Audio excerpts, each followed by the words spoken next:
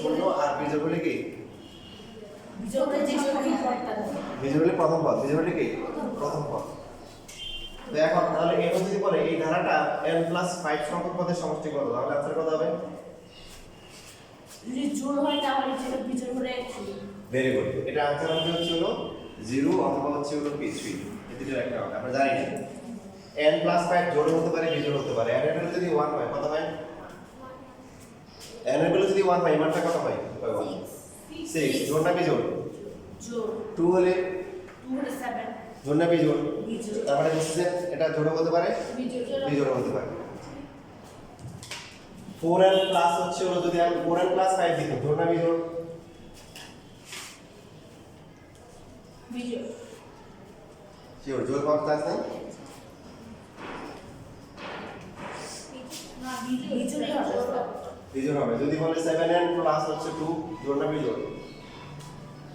বিজোড়। জোড় বিজোড় দুইটাই হবে।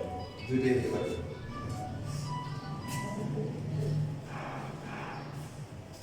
সাওয়াল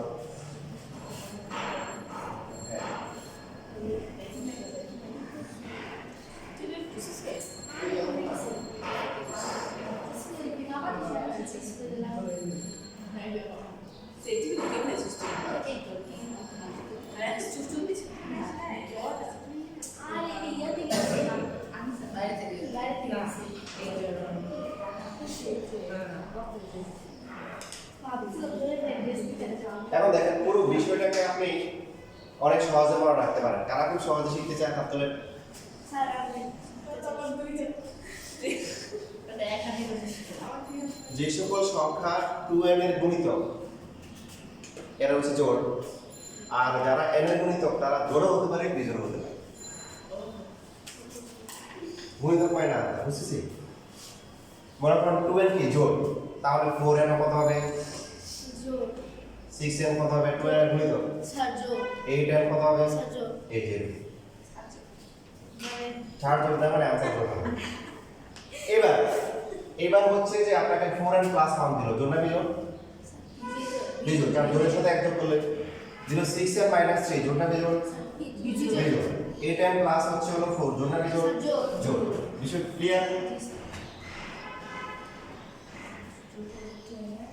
স্যার কথা আবার বলে 2n এর যদি হচ্ছে হলো কি হয় গুণিতক হয় তাহলে হচ্ছে জোড়, আর n এর হচ্ছে যদি বিজোড় গুণিতক হয় n এর কি বিজোড় গুণিতক, শব্দটা হচ্ছে n এর কি বিজোড় গুণিতক, যেমন কি n 3n 5n তারপরে কি 7n 9n এগুলো হবে কি বিজোড়, এগুলো বিজোড় হবে। দেখেন n এর ভ্যালু 1 বসা, স্যার ছুটি দিয়ে কথা বলতে তাহলে এগুলা জোড় অথবা কি যে কোনো কিছু হতে পারে।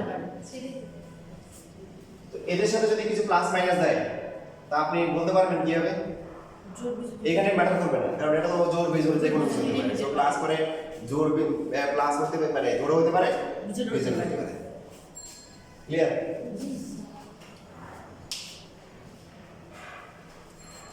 তাহলে একটা হচ্ছে ধারণা ছিল 5 - 5 প্লাস -5 এই যে এরকম। এটা যদি আপনাকে এখন বলে 16n প্লাস হচ্ছে হলো 7 সংখ্যক পদের সমষ্টি কত, পারবেন?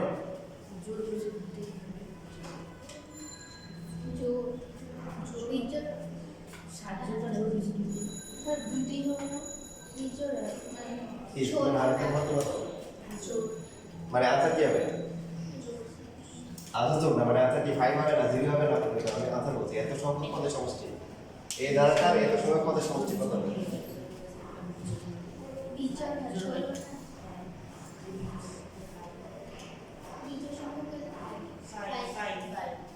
ফাইভ হবে।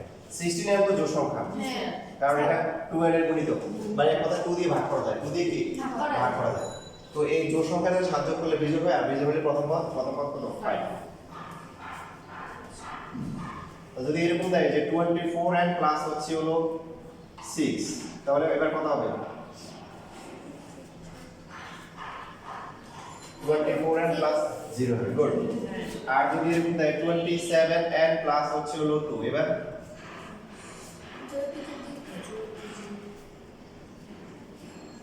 তার মানে এটা হবে কি 5 হতে পারে 0 হতে পারে। এই তার আপনারা ছুটি যাচ্ছে আজকে ছুটি দিয়ে দিলাম মানে পড়া মোটামুটি আলহামদুলিল্লাহ শেষ এটা করে তো আজকে কিন্তু সলভ করে হ্যাঁ সবকে সলভ করে তাহলে হ্যাঁ আপনারা যেটা চান তো যেহেতু এর আগে যারা পরীক্ষা দিয়েছিল যে চ্যাপ্টার 2 সিটিসি ছিল সেটা নাম্বার 2 শুরু করতে ইনশাআল্লাহ